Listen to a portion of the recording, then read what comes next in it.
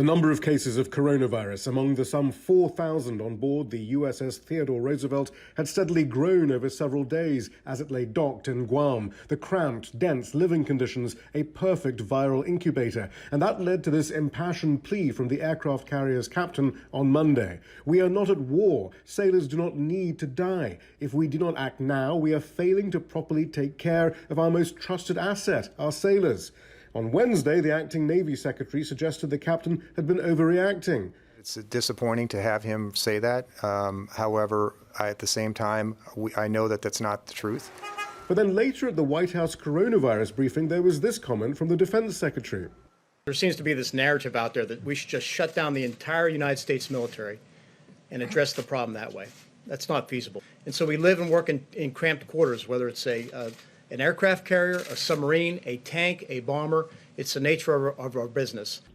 Those aboard the Roosevelt are now being brought ashore. Groups of sailors will rotate in and out of quarantine on Guam. As many sailors as possible should disembark in the next few days. Those who test negative will be moved into 14-day quarantine in Guam hotels. Those who test positive will be placed in isolation at the U.S. naval base on the island.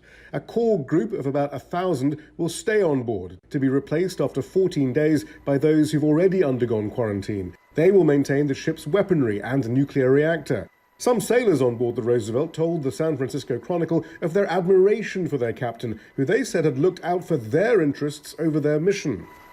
I spent 24 years in the Navy, and I know you command a carrier, you're almost guaranteed to make admiral. But by going outside the chain of command here with a public letter, he put the welfare of the men and women who work for him ahead of his own career.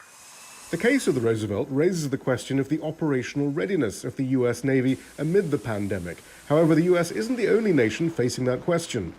Well, yeah, it would weaken our Navy, but what about the Chinese Navy? What about, the Russian submarine force? So it's going to impact everybody. And I think what the United States should be doing is taking the lead now in working with these other countries and say, look, until we deal with this, we can't continue business as usual. U.S. officials, however, insist that were it necessary, the Roosevelt could be fully manned and deployed immediately. Shihab, Rattansi, Al Jazeera.